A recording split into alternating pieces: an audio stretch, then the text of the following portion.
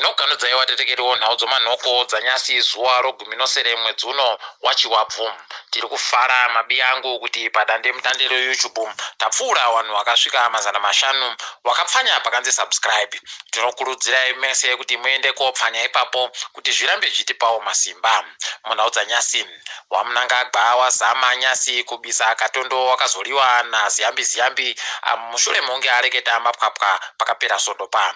Mapwapwa ache aita kuti nyasi wasenzese munyori mukuru mubazi rozvo mutemo munyika kuti anyore gwaro rokuti hurumende iri kuramba ichivimba kuti matare edu akasununguka uye anozvimirira ega. Ziyambi akanga aita mapwapwa chaiwo idi.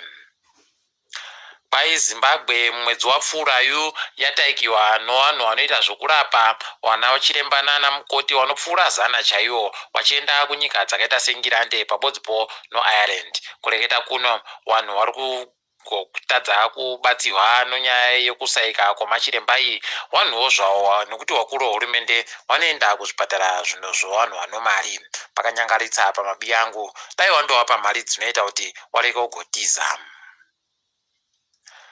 Pai papa munhu anenge abenhuka kumuchakwa kuZimbabwe akuchizoisiwa munzvimbo yomugarandega akapfikirwa achizvibhadharira egani. Vanhu vese vari kubva kune dzimwe nyika kureketa kuno kwai watosvika pakutanga kupinziwa mushishi nonhau iyi. Tabva tafungapo kare zvakamboitika gore rapfuura zviya zvairwadza mabi angu. Heno mabi angu vanhu kuti vachaita zvokuri godini kureketa kuno. Iro dare remakurukota ragotiro ragara pasi rikabvumirana kuti mwedzi uri kuteerayu wachagoita zvokunhadzira nzvimbo dzinopfuura dzimotika dzipesana dzichibatsirwa nomwenje wemagetsi inotsvuka kuti dziti nhadziwe dzinosvika sere. Wati nzvimbo sere dzinenge dziri ndori muHarare bedzi unosaya kuziva kuti kohoko naye wachiita kudari kuitoita kugara kuti wada kundonhadzira mwenje inosvika misere chete mwedzi wese. Zvakandooma. Tiri ndori padare remakurukotari ratiro pokare ragoita zvokuti riite kuti mapurisa ambomise vanhu vomushikashika vari kuita wanetsa. Pai wanetsa nokuti vari kuramba vachindotakura vanhu zvakasununguka iwo wakanzi vanofanira kumira nokuti varipo pamutemo kuita kwawoko. Heno zvakaoma mabi angu.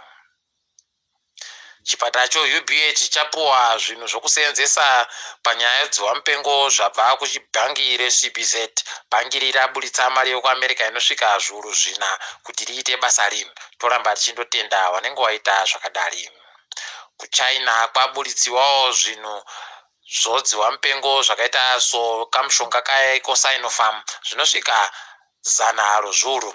Pai kamushonga aka kari kugopuwa vanhu vanoisenza mukudzivirira nyika wakaita somasoja novasori nomapurisa. Pai ivava vanosvika zviuru 5 vanosvika zviuru 50 ndio vachagopuwa kamushonga aka. Idi pakanyangara nokuti kwai kabvawo kumasoja wokuChina. Ipapa kwanzi Zimbabwe ndio iri kutotungamira munyika dzese dzasi kuAfrica mukupa vanhu kamushonga kodzihwamupengo. Toramba tichindotenda kana zvakadari.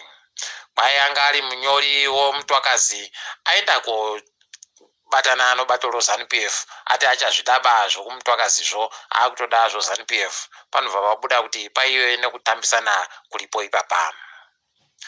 Pai ZESA iri kumbofunga kuti igobisa mamwe mamita akaisiwa nokambani yeHelcro kuBulawayo.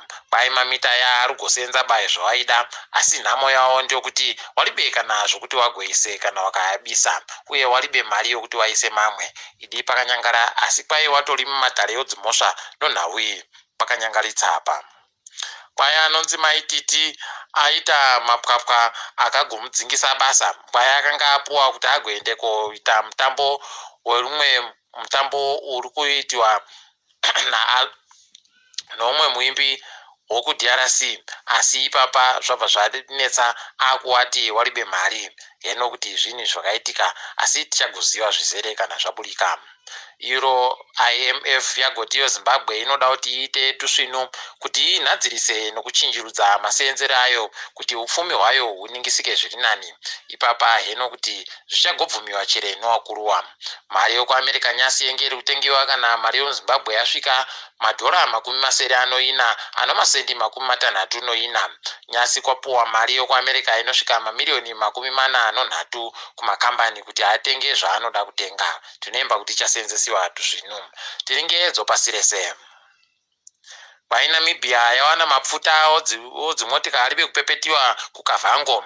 Kwai nowanhu vanoita zvokuhwira kodzero dzonharaunda. Izvi dai zvambomira kuitiwa nokuti panobva paita kuparadziwa konharaunda yese iyoyi nokuda kwemapfuta aya. Hino kana chiri chokwadi. Kwai South Africa yakuita nhadziro dzokuti panoita sarudzo dzinoteera kwete dziri kuuya vanenge vakunyoresa vanhu vakuda kuvhota padandemutande. Kwai zvese nokuvhotako kunogona kundoitiwa padandemutande kuti zvichimbidze zvaburitsa zvinenge zvabudika mukuvhotamo. Idi kwedu aiwa tinoramba tichindohwewa rute kuti dai waitawo kwedu zvakadari. Kenya kwai yagoseenzesa zvinhu zvakaita somanja wavanhu nomadziso wavanhu kuringa mboni kuti wagozive kubisa vanhu wari zvipoko wanga wari kuseenza muhurumende. Kwai wari zvipoko wanga wari kuita kugwarasha mari nokuti wanga wano zvigaro zvepamusorosoro chaizvo. Idi wari kugona. Kwai nyika yeSudani yagopuwa bhiriyoni nochidimbu zvomari yokuAmerica noFrance kuti igobhadhara zvikwereti zvayo kuIMF. Idi ndokukwereta Sauro kuti ubhadhare Pauro chaiko uku. Zvakatonyangaritsa izvi mabi yangu. Kwai kubva zuva rochinomwe romwedzi uri kuteerayu guta roLondon rinenge raakuseenzesa mabhasikoro tunoseenzesa magetsi wari kuedza kuita kuti zvinhu zvirerukire vanhu. Idi zvakanaka izvi. Kwai mukahatikidzwa kanyasi kuIndia kwagwarashiwa vanhu vanosvika 24 nomhepo mupengo yauya. Zvatorwadza vazhinji kuti zviri kuitika kuIndia kuri kugwarashiwa nodziva mupengo pokare. Tiri ipapo mabi yangu. Todifambira pano kwanyasi ndini wenyu Mhandiwe Wonhawo.